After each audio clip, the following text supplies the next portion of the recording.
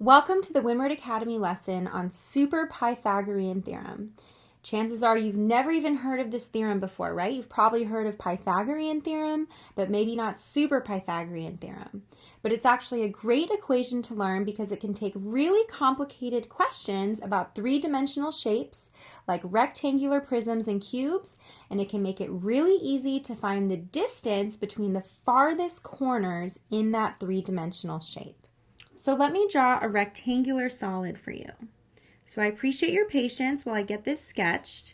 While I'm doing this, I just want to mention to make sure that you know that the terms rectangular solid and rectangular prism are actually used interchangeably. So they're both referring to the same thing. We start with a rectangle and then we add a third dimension to it, right? We give it depth and we make it 3D. So this rectangular solid or rectangular prism, remember we can use both terms, has three dimensions, A, B, and C. And if we pretend that you were asked, how do you find this distance between these farthest corners in this rectangular solid? Or if this shape was a cube, how would you find the farthest distance, again, between those corners? And what you would do is use Super Pythagorean Theorem. A squared plus B squared plus C squared equals D squared. So now that we have a little bit of a visual, let's do some practice questions together to illustrate. What is the distance between the two farthest corners in a rectangular solid? Okay, so let's sketch this out for ourselves. I always love to draw a picture.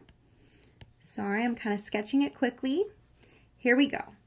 It has a length of 6 feet, so let's label 6 feet, a width of 2 feet, and a height of 3 feet.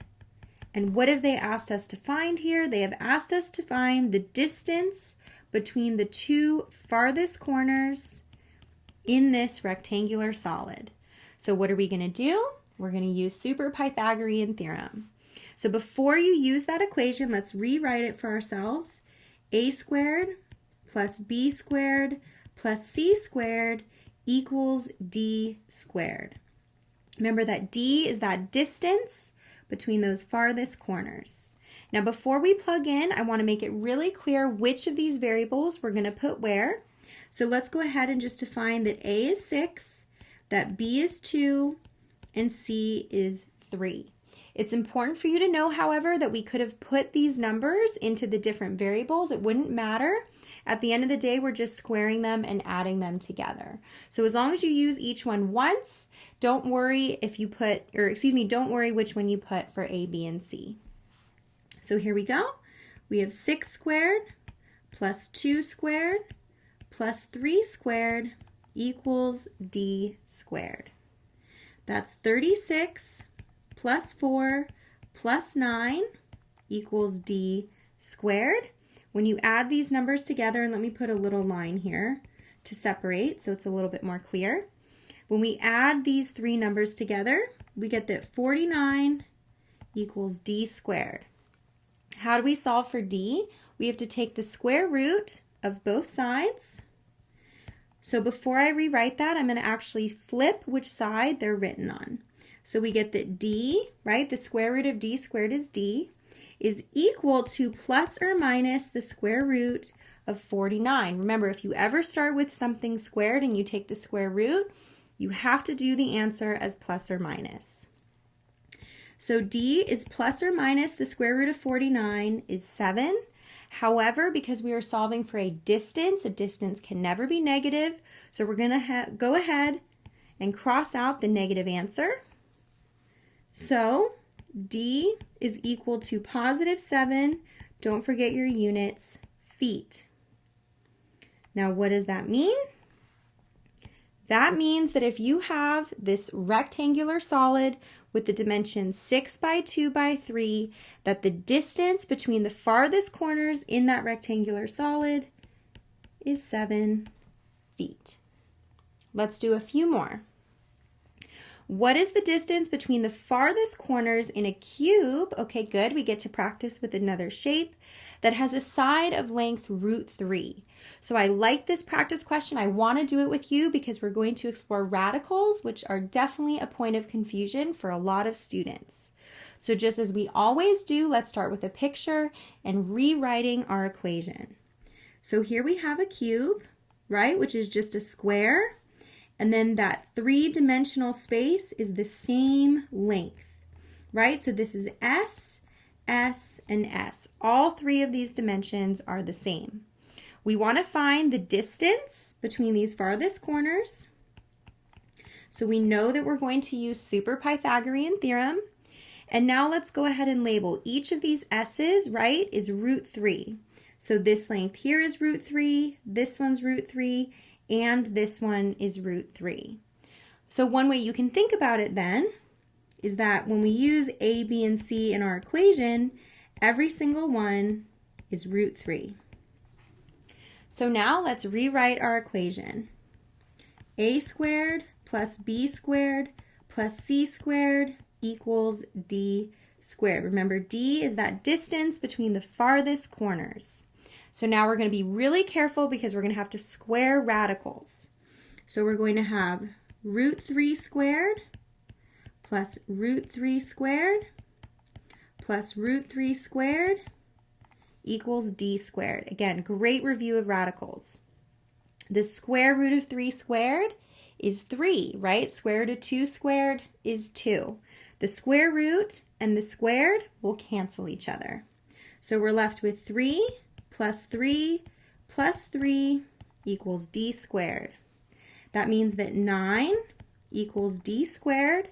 In order to solve for D, we have to cancel that squared, so we want to take the square root of both sides. I'm going to flip which side they're written on.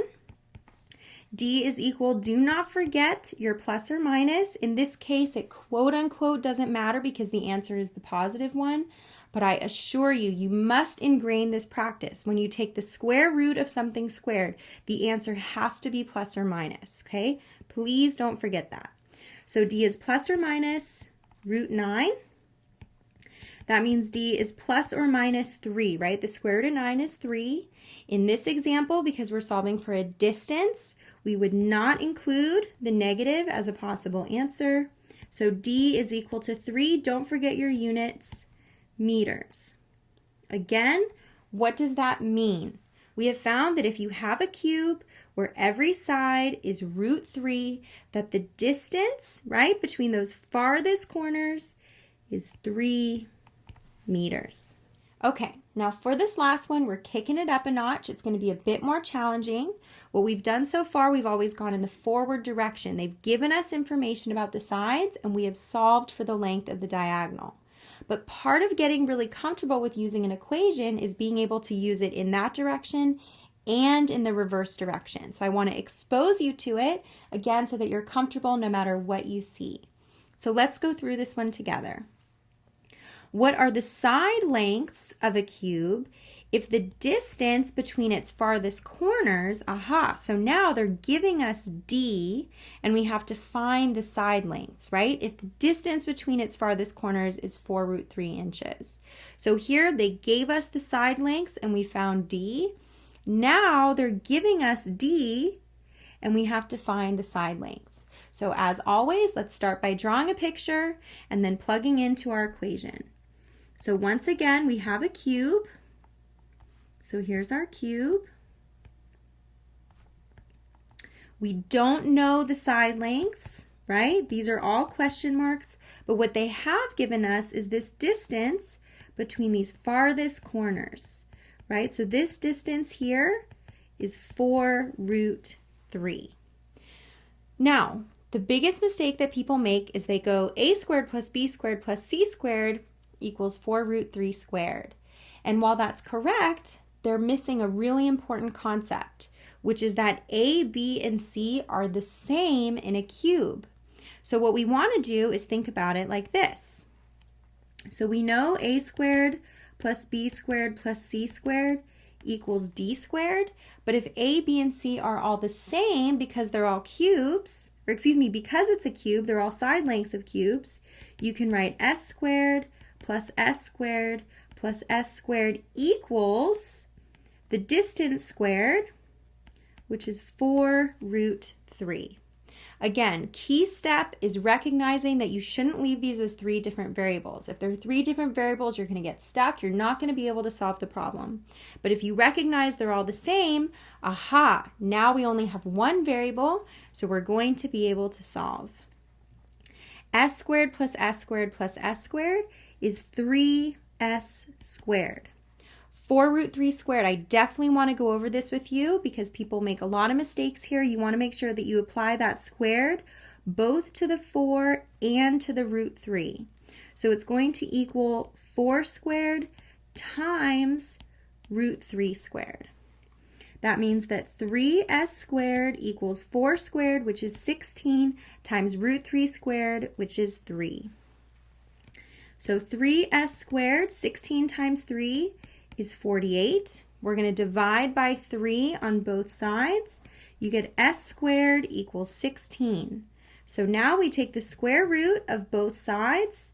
Remember, when you start with squared and you take the square root, you have to write plus or minus for your answer. So it's plus or minus root 16. We're getting so close, so s is plus or minus 4. Because it's a distance, we only keep the positive answer. So we have our answer. The side lengths of this cube are 4 inches. So again, what have we done? We have figured out that if they gave us the distance between the farthest corners, we worked backwards to find the s's, right? To find the lengths of each side as 4 inches. So thank you for watching this introductory lesson to Super Pythagorean Theorem. I hope that you're starting to feel a little bit more comfortable with the concept with this equation. So the next time you're asked to find the distance between the farthest corners in a rectangular solid or cube, you're going to be ready to go. Thanks for watching.